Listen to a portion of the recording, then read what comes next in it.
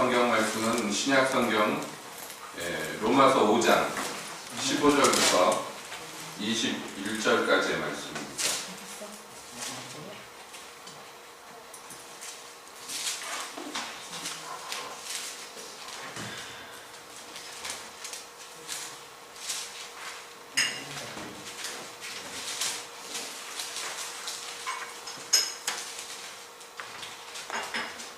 로마서 5장 15절부터 21절까지 함께 보시겠습니다. 그러나 이 은사는 그 범죄와 같지 아니하니 곧 한 사람의 범죄를 인하여 많은 사람이 죽었은지 또 하나님의 은혜와 또는 한 사람 예수 그리스도의 은혜로 말미암은 선물이 많은 사람에게 넘쳤으리라. 또 이 선물은 범죄한 한 사람으로 말미암은 것과 같지 아니하니 심판은 한 사람을 인하여 정죄에 이르렀으나 은사는 많은 범죄를 인하여 의롭다 하심에 이르니라. 한 사람의 범죄를 인하여 사람이 그 한 사람으로 말미암아 완고하였으니 더욱 은혜와 의의 선물을 넘치게 받는 자들이 한 분 예수 그리스도로 말미암아 생명 안에서 완고하리라. 그런즉 한 범죄로 많은 사람이 정죄에 이른 것 같이 의의 한 행동으로 말미암아 많은 사람이 의롭다 하심을 받아 생명에 이르렀느니라. 한 사람의 순종치 아니함으로 많은 사람이 죄인이 된 것 같이 한 사람의 순종하심으로 많은 사람이 의인이 되리라. 율법이 가입한 것은 범죄를 더하게 하려 함이라. 그러나 죄가 더한 곳에 은혜가 더욱 넘쳤나니 이는 죄가 사망 안에서 왕노릇한 것 같이 은혜로 또한 의로 말미암아 왕노릇하여 우리 주 예수 그리스도로 말미암아 영생에 이르게 하려 합니다. 하나님, 이 시간에 주님의 말씀 듣기를 원합니다. 주여 오셔서 말씀하여 주시옵소서. 예수님의 이름으로 기도합니다. 아멘. 한 주간 동안 평안하셨습니까? 오늘은 로마서의 한 대목을 통하여서 우리에게 베푸신 하나님의 은혜가 얼마나 큰지 그것에 대해서 함께 살펴보고자 합니다. 로마서의 말씀은 몇 년 전에 처음부터 끝까지 한번 강론한 적이 있었는데요. 그때에도 물론 언급한 이야기지만 그러나 우리가 계속해서 평생 동안 묵상해야 될 큰 주제가 바로 이 하나님의 은총이 아닌가 생각합니다. 오늘은 그 중에서 특별히 어떤 한 개념을, 이 복음 안에서의 한 중요한 진리의 개념을 우리가 함께 살펴보고자 합니다. 교리적으로 얘기하자면 조금 전문 용어로서 전가라는 단어가 있어요. 전가가 뭔지 아시죠? 내가 뭔가를 다른 사람한테 이렇게 덮어 씌우는 것, 이게 전가한다 그러죠. 안 좋은 의미로서 얘기할 때 빚을 전가한다든지 죄를 전가한다든지 이런 식으로 얘기를 하는데 이 전가 어떤 의미로서 쓰이느냐 하면 오늘 읽은 이 본문 말고도 뭐 성경에 다 나와 있습니다만 특별히 로마서에서 많이 반복적으로 나오는 얘기예요. 뭐냐면 한 사람 아담이 범죄함으로 말미암아라는 거예요. 우리의 처음 조상이었던 아담이 범죄했어요. 그 개인적인 일탈로 보지 않고, 그런데 그것이 무엇으로서 결과를 낳게 하느냐, 즉 자기가 범죄했으니까 그냥 자기가 그 죄 중에서 죽고 끝나는 것이 아니더라는 거예요. 아담이 범죄함으로 말미암아 어떤 일이 일어나느냐 했더니 아담 한 사람의 범죄로 끝나지 않고 그 사람의 죄가 그 후손들에게 계속 유산으로 물려주더라는 거예요. 왜냐하면 그 아담이 범죄했을 때 아담은 한 개인으로서 범죄한 것이 아니라 인류의 대표로서 범죄했고, 또 한 사람 아담이 범죄함으로 말미암아 그 사람이 생명에서 끊어지고 죄인이 되고 사망에 이르렀습니다. 그런데 문제는요, 그 죄인들이 자식을 낳으니까 또 죄인이 되어서 나오더라는 거예요. 이게 문제라는 거예요. 이게 죄의 전가입니다. 그러니까 우리 입장에서는 뭐 항변할 수 있어요. 내가 그때 선악과 따먹은 거 아닌데 왜 나한테 죄가 있느냐 없느냐 합니까?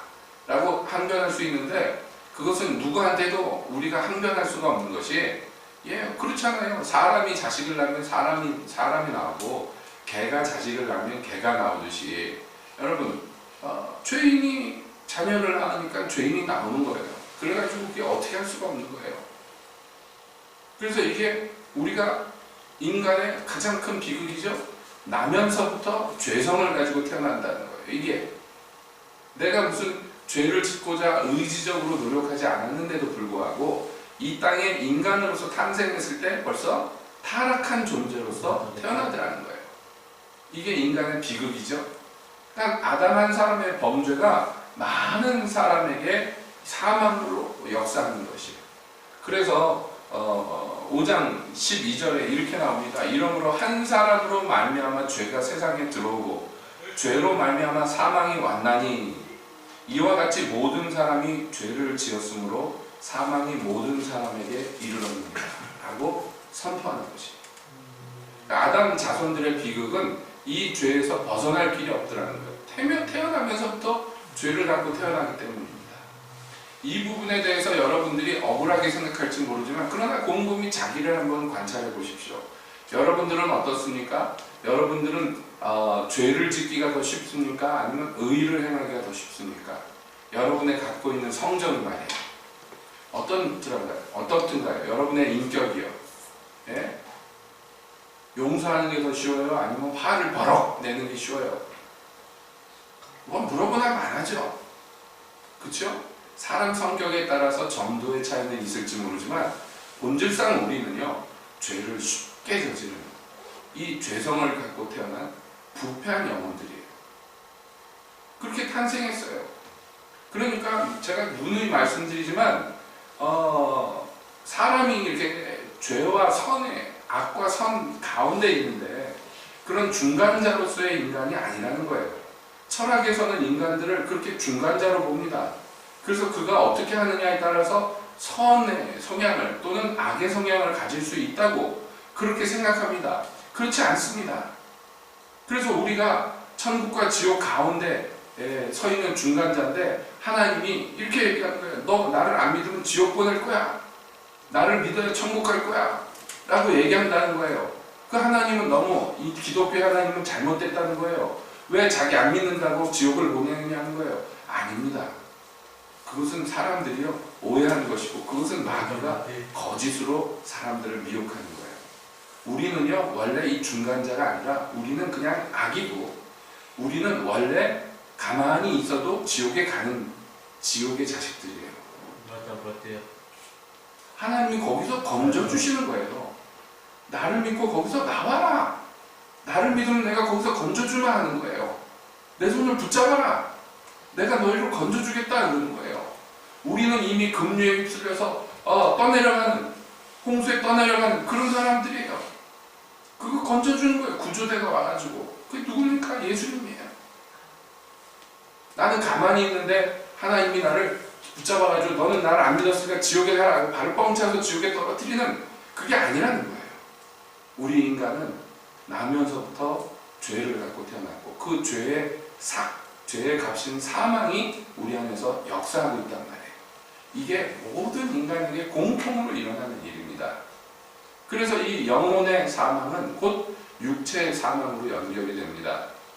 그래서 모든 사람이 하나님의 영광에서 떨어졌기 때문에 모든 사람이 한 번 죽는 것이 정해졌고 그 죽음 후에는 모든 사람이 심판받는 것으로 이미 결정이 났더라는 거예요.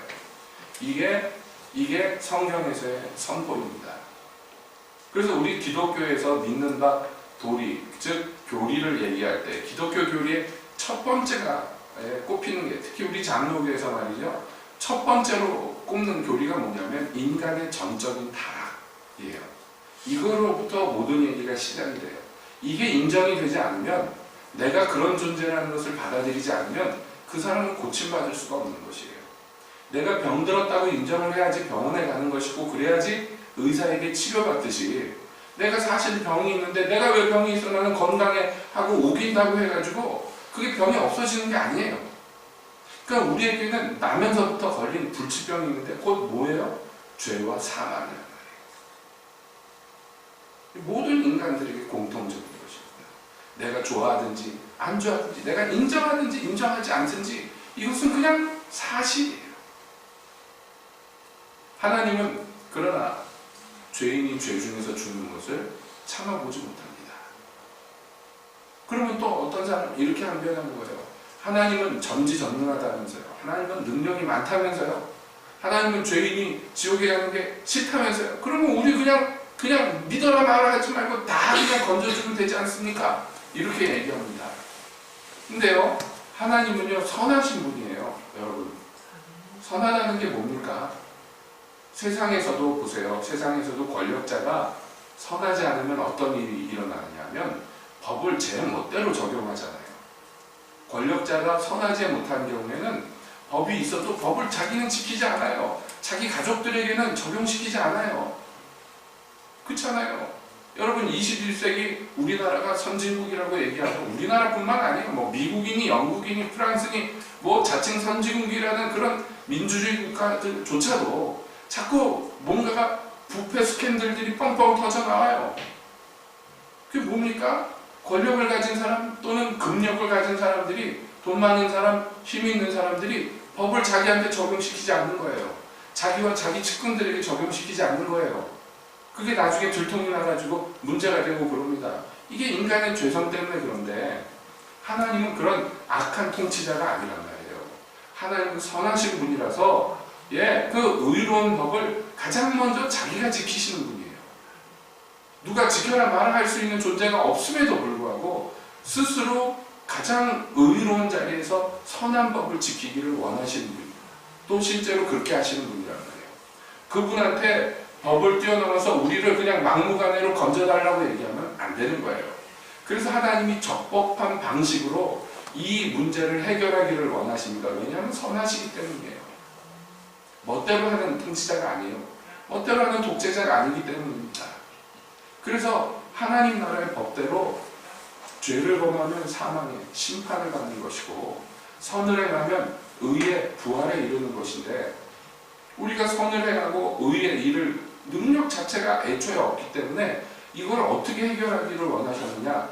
그러면 누가 얘네들의 죄를 대신 짊어져야 되겠다. 누가 얘네들이 갖고 있는 이 죄를 대신해서 해결해줘야 되겠다. 죄는 뭐가 따라온다고요? 값이 따라오죠. 죄는 형벌이 따라옵니다.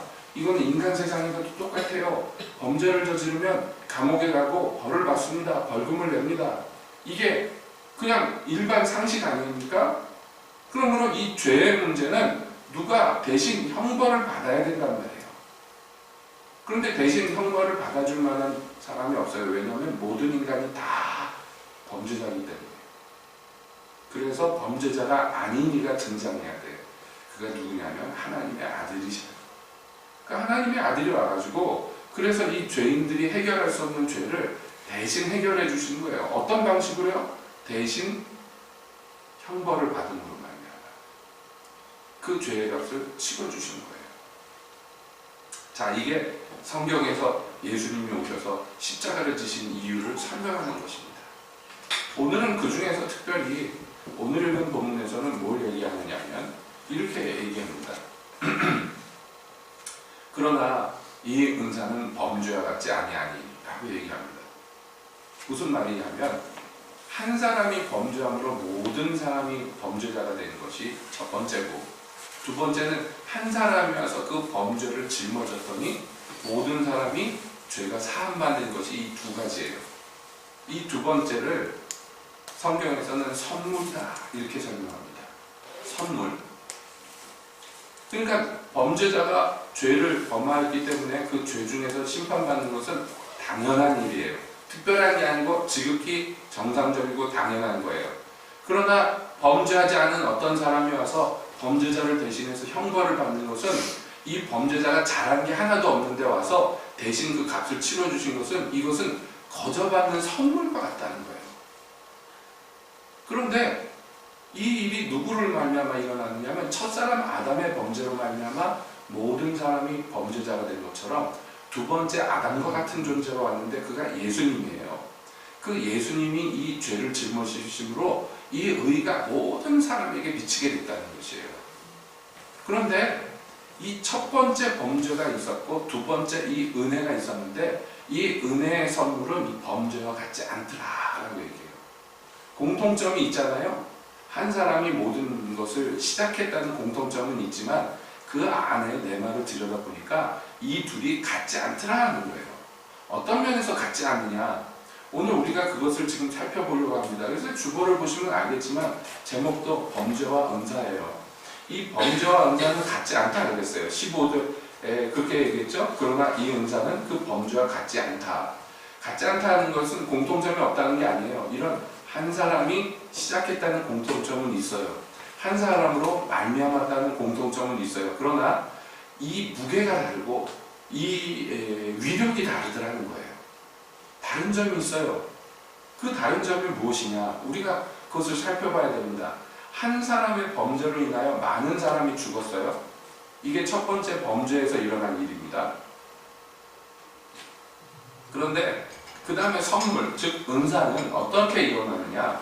하나님의 은혜와 또는 한 사람 예수 그리스도의 은혜로 말미암은 선물이 많은 사람에게 넘쳤으니 또 이 선물은 범죄한 한 사람으로 말미암은 것과 같지 않으니 심판은 한 사람으로 인하여 정죄에 이르렀으나 은사는 많은 범죄를 인하여 의롭다 하심의 이름이니라. 이 두 차이를 지금 설명하는 거예요. 어떤 차이냐면 자 보세요. 한 사람이 범죄를 저질러 가지고 많은 사람이 모든 사람이 정죄에 이르렀어요. 이게 범죄의 성격인데 근데 예수님으로 말미암은 은혜는 그와 달라요. 조금 달라요. 뭐가 다르냐? 그 위력과 정도와 강도와 이런 것들이 달라요. 그것을 지금 성경에서 계속해서 설명합니다. 왜냐하면 이것을 우리가 알아야 되기 때문이에요. 어떤 점이 다르냐? 예를 들어 봅시다. 여러분 무슨 컵에 물이 한 1리터 들었다고 생각해 보세요. 물이 1리터쯤 들었는데 이 물은 아주 깨끗한 정수된 물이에요. 그런데 거기에다가 더러운 게 뭐가 있을까요? 예를 들어서 하수도에 있는 꾸정물 같은 거를 한 방울 똑 떨어뜨렸어요. 물이 1리터인데 그 한 방울은 몇 미리그램도 안 돼요. 그 딱 떨어뜨렸어요. 그러면 그 물은 어떤 물이 됩니까? 오염된 물이 돼요. 그래서 일반적으로 특별한 경우 빼고는 이거 누구한테 줘도 안 마시려고 합니다. 그럼 깨끗한 부분이 훨씬 많은데 그렇죠? 이게 제가 비유를 얘기하냐면 이게 죄에 대한 특징을 얘기하는 거예요. 죄의 특징. 죄라는 것이 마치 그와 같아요. 어떤 독이 있는데 깨끗한 부분이 훨씬 많고 깨끗한 부피가 더 크다 할지라도 이 독이 그 안에 들어가 버리면 전체가 못 쓰게 되버리는 거예요. 그렇잖아요? 물이 1리터가 아니라 10리터가 있어도 마찬가지예요. 거기다가 쥐약을 한 스푼 집어넣으면 이거 먹을 수 있어요? 없어요? 예? 전체 물에 비하면 이 10리터면 굉장히 크잖아요? 거기에 그냥 쥐약 한 스푼 들어가는데 왜 못 먹어? 못 먹어요. 왜냐하면 전체가 부패했기 때문에. 전체가 오염됐기 때문에. 이게 죄로 말미암은 결과를 제가 설명드리는 것이에요. 근데 생각해 보세요. 한 물이 10리터 있는데 이 전체가 독이야. 예? 이 전체가 독인데 어떤 것이 한 방울 똑 들어갔더니 이 전체가 다 깨끗해져 버렸어요. 어느 게 쉬워요? 이 둘 중에 어느 게 쉬운 일이에요? 전체가 더러워지는 것이 훨씬 쉽죠. 그리고 작은 게 딱 들어갔더니 전체가 깨끗해졌어. 여러분 이건 뭡니까? 이건 굉장히 힘들고 대부분의 경우 이런 것들은 기적 아니면 불가능한 거예요. 제가 예전에 서울에 살 때 학교를 다니면서 차를 타고 가면은 그 타고 지나가던 길에 그 한강변을 이렇게 버스가 지나가는데 이렇게 내려다보면요. 그 노량진 못 미쳐서 정수장이 있었어요. 서울 사람들 물 마시는 정수장 있잖아요. 그 정수 처리장이 있어요. 거기를 지나갈 때 이렇게 보면 으아 하면서 지나는 사람들이 다. 예. 그 한강물 받아가지고 그거를 이제 정화시키는 거예요. 그게 이제 여러 수조가 있는데 뭐 약품을 계속 기계가 뿌립니다. 예. 뿌리면서 그 위에 있는 것들이 이제 점점 걷어지는 거예요. 뭐 오염물질 같은 게 이제 무슨 약품 처리해서 걷어져서 이제 한쪽에 모이는 걸 보면요. 막 넘어오려고 그래요. 저걸 어떻게 뭐 저걸 깨끗하게 한다고 하는 거지만은 그걸 보고서는 수돗물을 못 마시는 거예요. 정수 과정을 보면서 더러운 것을 막 모아버리면요, 그게 막 이상한 색깔의 막 덩어리들이 막 그 물 위에 꽉 차요. 예, 그거를 갖다가 이렇게 막 뭘 뿌려가지고 살살살살 한쪽에 몰아가지고 가는데 지나가면서만 봐도 냄새도 나고 뭐 그건 말할 수 없어요. 이게 한강물을 깨끗하게 해서 사람이 먹게 만드는데도 굉장히 힘을 들여야 되고, 그렇게 해놨는데도 사람들이 그 수돗물 안 먹잖아요. 한국 사람들. 그 외국인들이 한국에 와가지고 그냥 수돗물 들어가지고 컵에 따라서 막 마시고 그럽니다. 한국 사람들이 그거 마시지 말라고 하면 외국 사람들이 왜 그러냐고. 대부분의 나라가 수돗물 마시거든요. 한국만 유난을 떨고 생수를 마시고 사다가 마시고 그러는데, 물론 중국 같은 나라도 있어요. 중국은 꼭 사서 마셔야 돼요. 수돗물 마시면 안 돼요, 중국 가면. 그러나 이게 물만 깨끗하게 하려고 해도 굉장히 힘들어요. 이 물이 무슨 독극물이 아닌데도 불구하고 사람 마시게 하려면 굉장히 힘들고, 그렇게 했는데도 막 약품 냄새 나고 막 그런단 말이에요. 그러니까 울진 사는 게 얼마나 복인지 몰라요. 물만 깨끗한 것만 해도 복입니다. 자, 그런데 이 죄라는 것은요, 그런 무슨 약품 처리하고 이 정도 해가지고 해결되는 문제가 아닙니다. 왜냐하면 죄가 들어가면 전체가 부패해가지고 어떤 일이 일어나느냐면 사망에 이른단 말이에요. 사망. 그냥 육체의 사망만 얘기하는 게 아니에요. 영혼과 육체가 사망에 이르게 되는 거예요. 이 죄의 치명적인 결과예요. 아담 한 사람으로 말미암아 이 부패가 시작이 되는데, 이 부패는 모든 인류 그 후손들을 다 오염시키는 일이었어요. 그런데 이거를 해결한다는 것은 부패시키는 것보다 100배, 1000배, 10,000배 힘든 일이에요. 이 문제를 해결한다는 것. 왜냐하면 한 사람이 부패했을 때는 이 한 사람만 해결하면 돼요. 그런데 아담 한 사람이 부패함으로 말미암아 모든 인류가 다 범죄자가 됐어요. 이제 한 사람의 문제가 아니에요.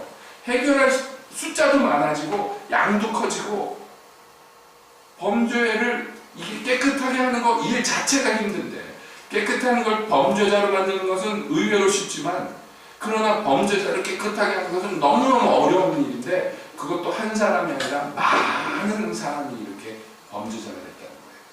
이제 아담 한 사람 해결해서 될 일이 아니에요. 많은 사람을 한꺼번에 해결해야 될 문제예요.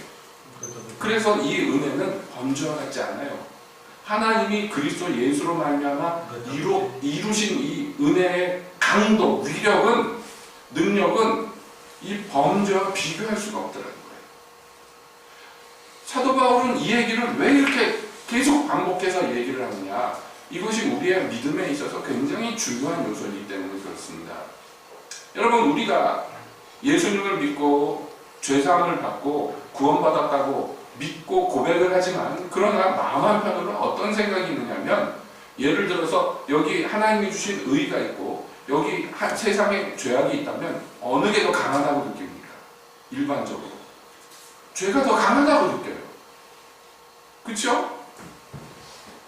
내 삶 속에서 일어나는 일을 봐도 의보다는 악이 더 강하다고 느껴져요. 내 안에서 선과 악이 충돌해서 막 다투는 것을 볼 때 깨닫게 되는 게 뭐냐면, 악이 더 강하다고 느껴지는 거예요. 여러분, 그런 생각하지 않습니까? 어떻습니까? 그래서 이 논의로 시작해가지고 계속 전진해 나가다가 사도 바울은 로마서 7장에서 그 얘기를 하는 거예요. 내 안에 두 가지 법이 싸우는데 라고 얘기합니다.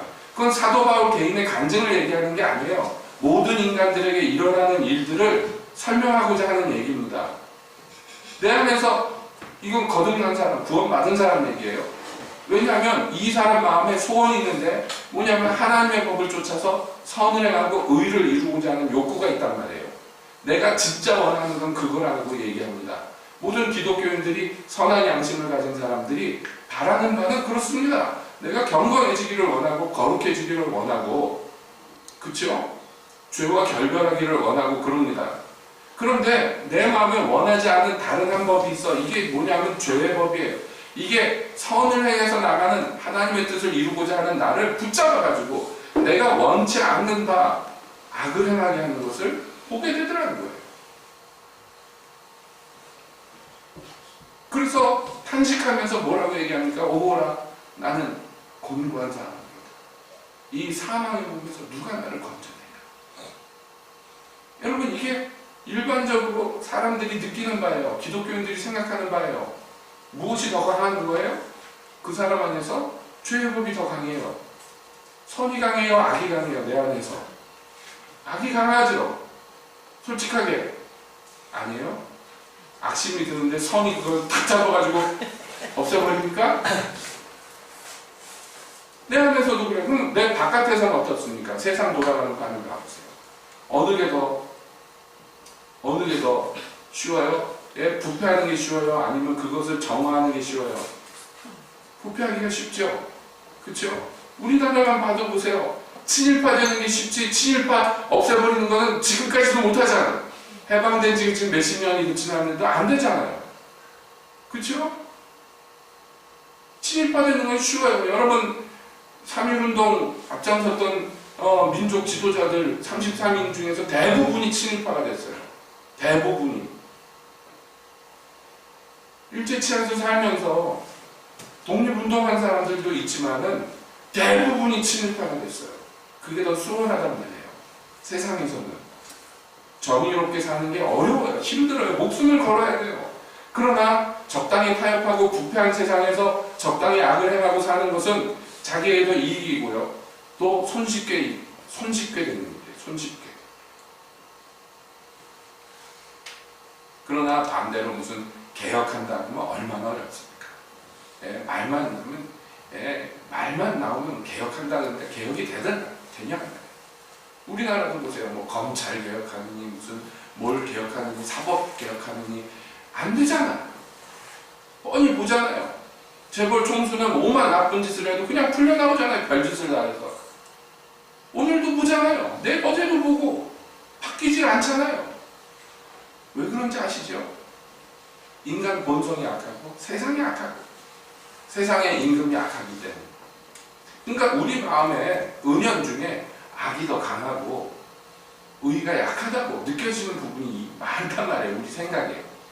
그렇다고 고백은 하진 않지만 그러나 내 마음에 느껴지는 게 그렇다는 거예요. 그러나 지금 사도는 성경을 통해서 얘기하는 게 그게 아니라는 거예요. 범죄 이것이 한 사람으로 말미암아 모든 인간에게 역사할 만큼 굉장히 강력하고 이 죄라는 것이 굉장히 무섭지만 그러나 예수 그리스도 한 사람으로 말미암아 이루어진 하나님의 은혜로 우리에게 주어진 이 값없는 선물은 그와 다르더라는 거예요. 이게 훨씬 더 강력하고 이 선물이 훨씬 능력이 있다는 거예요. 비교할 수가 없다는 거예요. 한 사람의 범죄는 문제로 해결되는 게 아니고 많은 사람의 범죄가 있었음에도 불구하고 이제 의가 와서 그것을 해결해요. 얼마나 더 어렵고 힘든 일인데 단번에 그것을 해결해요. 어떻게 그게 가능한 거예요? 어떻게 가능한 거예요? 여러분, 그러므로 우리가 믿는 바 십자가의 도, 예수님이 십자가에 흘리신 보혈, 그 능력은요 아담이 범죄하는 것과 비교할 수가 없다. 우리가 그것을 확실하게 알아야 돼요. 정말 확실하게 믿어야 돼요. 같은 무게가 아니에요. 아담의 범죄와 예수님의 흘리신 피는 같은 무게가 아니에요. 비교할 수 없이 예수님이 흘리신 보혈과 십자가가 강력하고 폭발적이에요. 능력이 있어요.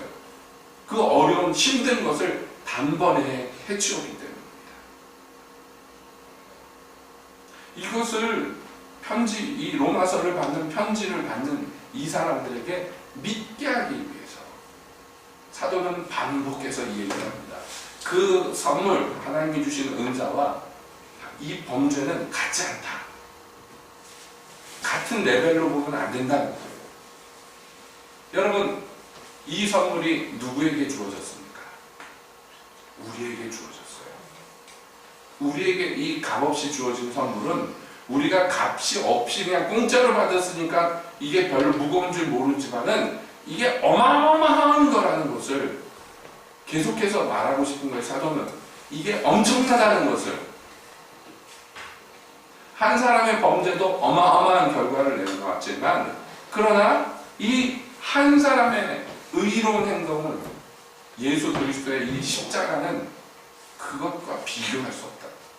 여러분, 우리가 이것을 먼저 믿어야 됩니다. 그 누구보다도 먼저 기독교인들이 이것을 알고 믿어야 됩니다. 고백해야 됩니다. 예? 이거를 자꾸 마귀가 착각하게 만들고 오해하게 만들고 못 믿게 만들어요. 그래서 기독교인들이 그냥 입만 열면 하는 얘기가 그냥 뭐 이렇게 뭐 적당히 죄를 짓다가 그냥 적당히 회개하다가 뭐 그 내 안에서 의의 소원은 있지만 그러나 뭐 적당히 그 소원만 있는 것이지 사실은 악만 행하다가 그러다가 죽어서 천국 가면은 이제 거기서 해방이 되겠구나 이렇게 생각하게 만든단 말이에요. 아닙니다. 아닙니다. 예수님이 우리한테 기도를 가르쳐 주실 때 뭐라고 가르쳐 주셨냐면 하나님의 뜻이 하늘에서와 같이 이 땅에서도 이루어지게 해주시옵소서 라고 기도하라고 그랬어요. 너희는 이렇게 기도하라고 해서. 그렇게 기도하라는 건 뭡니까? 그냥 우리가 그 기도문만 외우라는 얘기가 아니에요. 그 기도를 그렇게 한다는 것은 우리의 신앙의 모습이 그와 같아야 된다는 것이고, 그 기도를 따라서 우리의 삶도 그렇게 믿음의 길로 걸어가라는 얘기예요. 기도라는 것은 그런 것입니다. 그러니까 뭐예요? 하나님의 뜻이 하늘에서는 이미 결정이 났고 이미 선포가 됐고 이미 실행이 됐어요. 이제 우리에게 남은 것은 그 하나님의 뜻이 이 땅에서 우리 안에서 내 안에서 이루어지는 것입니다. 하나님의 뜻은 무엇입니까? 예수 그리스도를 말미암아 우리가 이 선물을 받아 누리는 것이에요. 하나님의 나라를 죽어서 가가지고 누리는 어떤 것이 아니라 여기 이 지상에서 누리기를 원하시는 것이 하나님의 뜻입니다. 하나님의 통치와 하나님의 권세와 하나님의 능력이 내 삶 속에서 성취되는 것을 우리가 누려야 된다. 네? 한 사람의 범죄 때문에 모든 사람이 죄인이 됐고 죄의 값을 누렸어요. 누렸다고 표현해서 죄송합니다만 누리게 되었어요. 자동적으로. 그런데 우리에게 일어난 그 예수님으로 말미암은 은혜의 선물은 그와 같지 않아요. 훨씬 더 강력해요. 훨씬 더 능력이 있어요. 우리가 그것을 믿을 때 그 능력이 우리 것이 되고, 그래서 내 안에서 보혈의 능력이 나타난단 말이에요. 보혈의 권세가 나타난단 말이에요. 내 삶 속에서. 그래서 날 때부터 죄인이었다 나를 변화시켜요.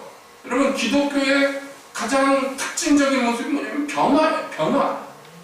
날 때부터 있었던 그 자연인이 아닌 변화된 어떤 다른 존재로 우리를 만들어가는 게 이 기독교의 핵심 진리란 말이에요. 맞아요. 나는 날 때부터 죄인이었고 죄에 약합니다.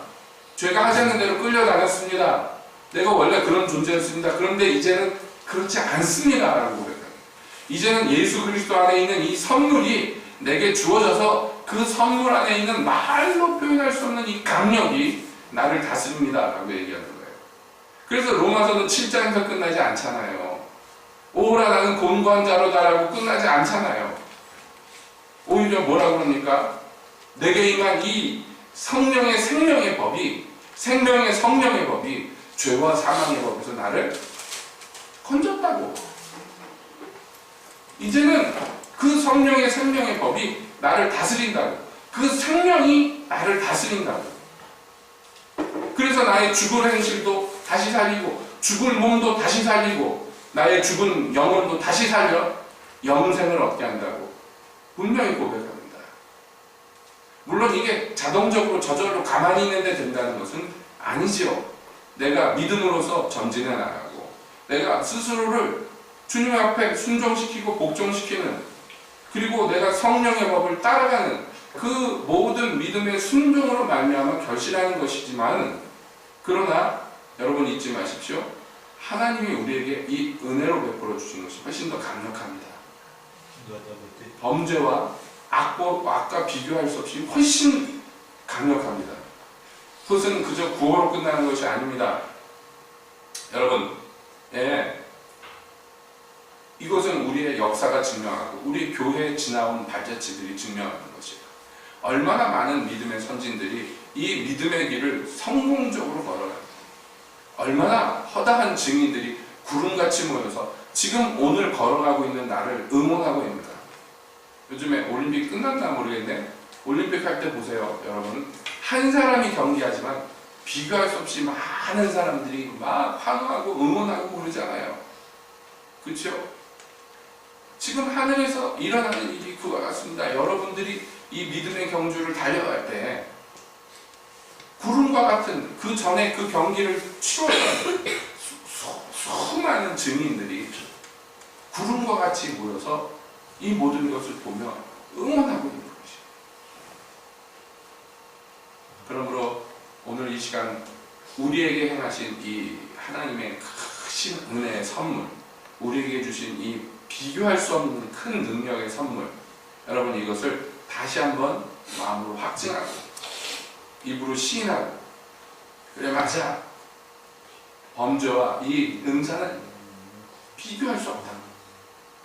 이전에 내가 범죄자로 살 때 내 안에서 역사했던 그 죄를 비교할 수 없는 능력과 강도로서 내 안에서 이 선이, 의가 그리스도의 보혈로 말미암아 역사한다고 고백하면서 승리하시길 바랍니다.